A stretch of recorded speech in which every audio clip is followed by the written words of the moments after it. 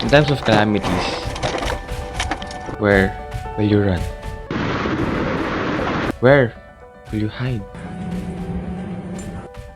And how can you survive?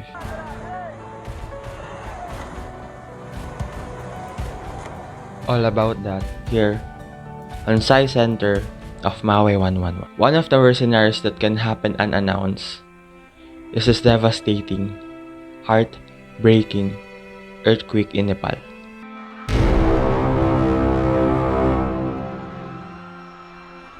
Without proper knowledge and resiliency, worse can happen not only on you, but on the people around you. Having learnings about such incident can not just lessen the damage, but prevent you from dying. Let's talk about earthquake. An earthquake or tremor is the shaking of the surface of the earth, resulting from a sudden release of energy in the earthly sphere to create seismic waves.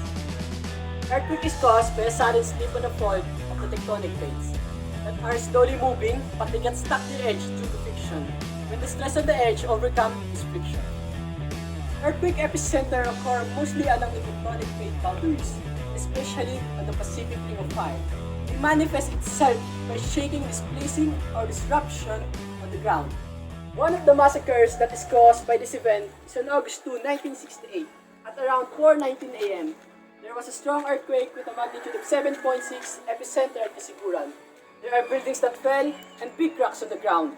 Estimate death toll, 270 and 261 injured.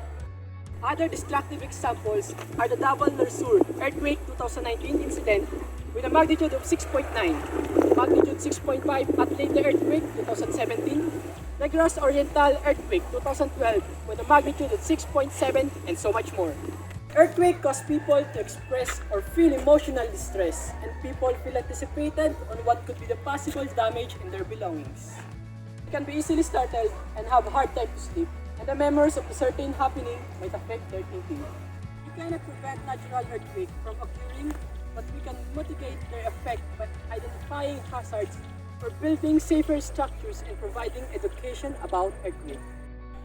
When you encountered an earthquake, remember to do the duck, over, and on. Duck down on the floor.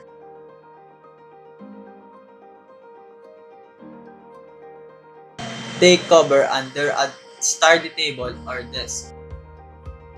If there's no sturdy table, go to the safer part of the building, drop to the ground and cover your nape and head with your hands. And hold on until the shaking stops.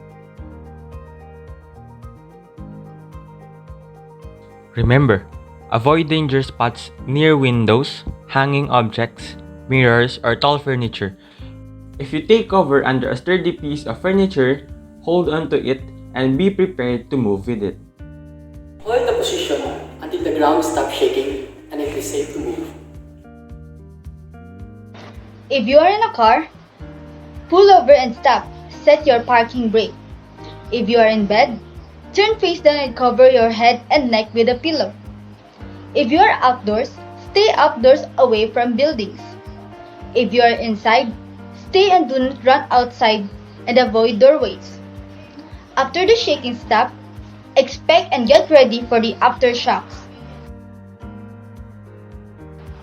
Aftershocks is a result from the sudden change in stress occurring within between rocks and previous release of stress brought by the principal earthquake.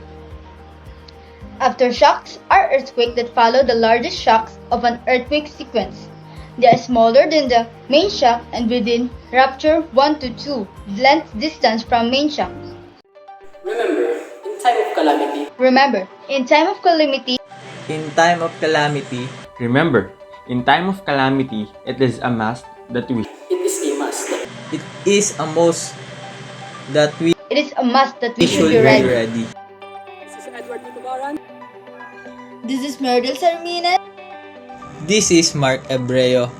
and this is Josh Andevilla. Reporting at Sci Sci Center, Center, Maui Maui 111. Stay safe. Stay safe. Adios. Stay safe. Adios. Stay safe.